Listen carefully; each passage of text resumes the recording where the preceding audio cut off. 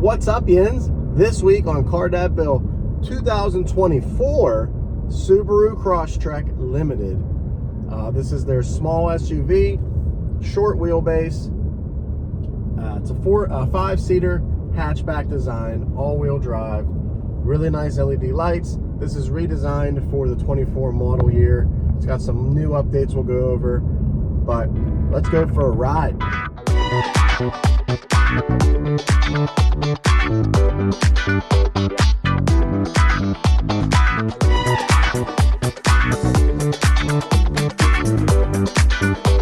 First impressions on the Crosstrek, my first impressions are always good on these because they're a very special niche SUV, small crossover SUV. So it's for that like urban driver, suburban driver. Some folks have them, wherever, but it's a small vehicle, easy to park, good gas mileage, all-wheel drive capability, all that good stuff. So my first impressions of this one are, it's a white paint job on this outside too, so white cars are cool. My wife loves white cars as well. First impression though is very clean, outdoorsy, rugged styling on the outside, and then on the interior, giant screen, comfortable interior, really easy to drive. And let's get to the rest of the review. All right, guys, standing outside with the Crosstrek Limited, and first things I notice, at least, are the plastic surrounds, the plastic bottom skirt, lots of plastic up front, new Subaru grille, new Subaru front end. Kind of like the squinty eyes, like the smaller housings around the headlights. Sharp LED turn signals as well next to that. Not a bad stance. Just an average looking Crosstrek. It does have an abbreviated back end and abbreviated front end overhang, so it's pretty short. Kind of aggressive, sporty looking.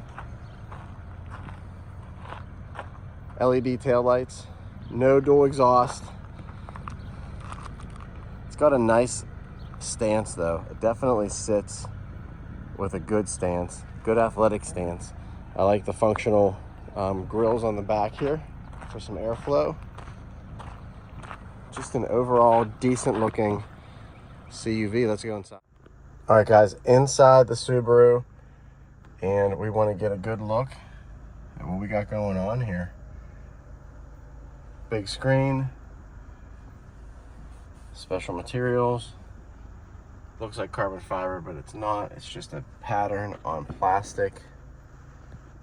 Decent seats, decent back seat. But when we come back up front here and we look at the overall appearance of the dash and everything, the layout, it's not bad. Lots of similar color materials everywhere, so it kind of all blends together. But you do have like a soft rubbery surface and then a plasticky rubbery surface and then a hard plastic surface, and all of those surfaces go next to each other. Vents next to the screens, your push button start down there, all of your cruise control and entertainment center display items up here, your sport and regular modes. Everything's pretty basic, guys. Nice switch work here on the side with the chrome accents. Good door handle. All that good stuff.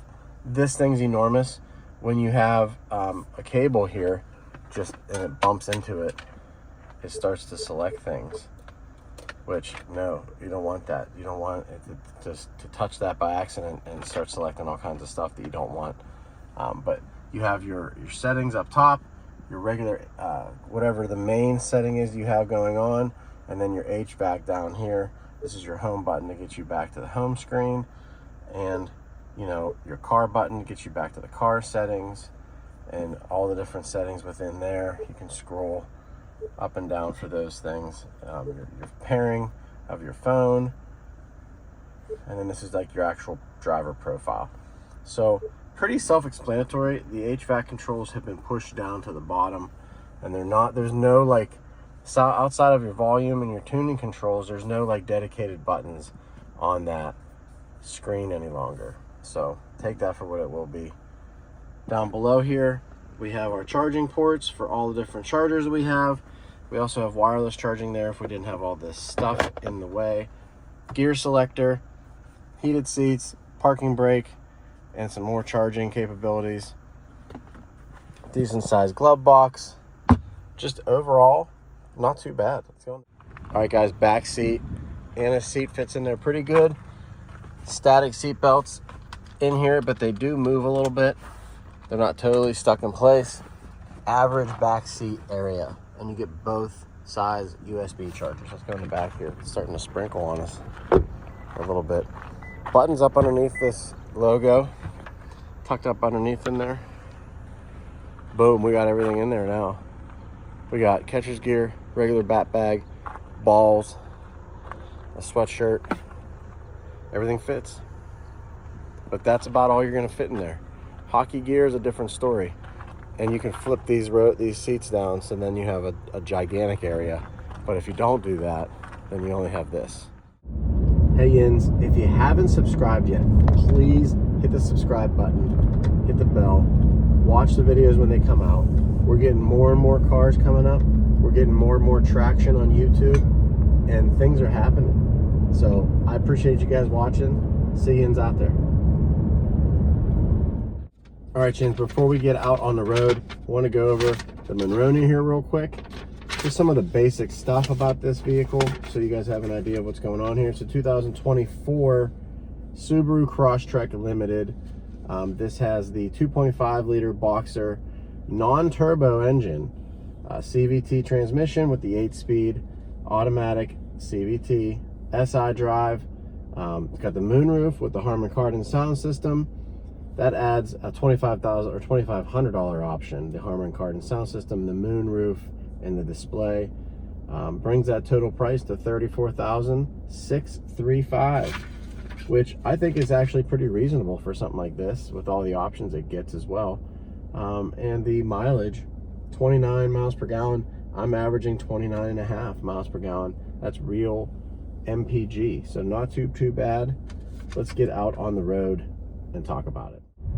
All right, Jins, out on the road, pros and cons, good and bad, right? And the Crosstrek is a unique little vehicle in my mind because it's not quite the Toyota RAV4 size, but it's a little bit bigger than a Mini Cooper.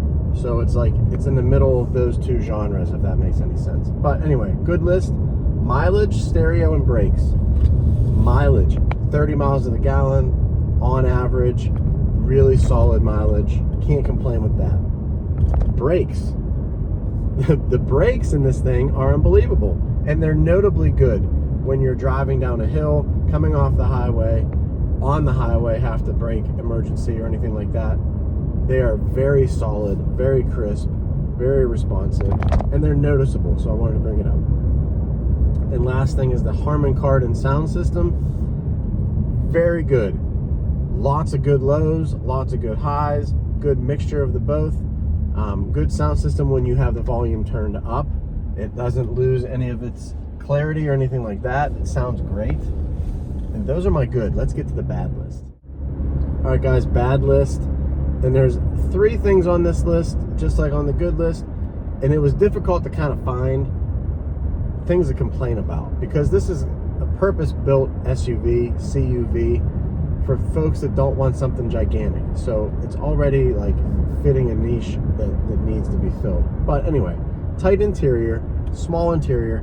Didn't find it to be a game breaker or a game changer or a deal breaker or anything like that, but it's definitely notable that the interior is cramped. There's no heated steering wheel, and there's just no driving character. And I hate to say that because that makes people think that the car is boring, and it's not. It's got great lighting characteristics. It's got all-wheel drive. It's got a sunroof. It's got all the tech that you want. Nice big screen inside here. Decent interior layout. It's fairly comfortable, but that's where it ends. And that's not to say that it's a bad car. It's not a bad car. It's just boring. It doesn't have any character in that regard. And the CVT transmission, I've gone over this for years. I understand why they use it, and I understand what it's for, and it does make a lot of sense in a vehicle this size. That's why you're getting 30 miles to the gallon. That's why you're getting good mileage, because you have that CVT constantly being as efficient as possible. But golly, is it boring to drive and has zero acceleration. And even when you have it in sport or like your SI drive mode, S mode, it doesn't have anything that you even think is good for acceleration. So good and bad. Sitting in the Crosstrek, and see how the brake lights show up on the little picture of the car. When I take my foot off the brake, they actually turn off on the screen too. So it's a little feature that actually shows you when your brakes are actually on. Kind of cool. All right, guys, wrapping this one up this week, Car Dad Bill. Good size, good mileage, and sharp styling on the outside. We'll say those things for the Subaru 24 Subaru Crosstrek. Thumbs up. Car Dad Bill, real cars for real people for real life. And it is fun to drive in the Benz. I will give it that. It's definitely a tight little 4-door, 5-door hatchback, all-wheel drive vehicle. Not terrible. See you guys next week. Thanks for watching.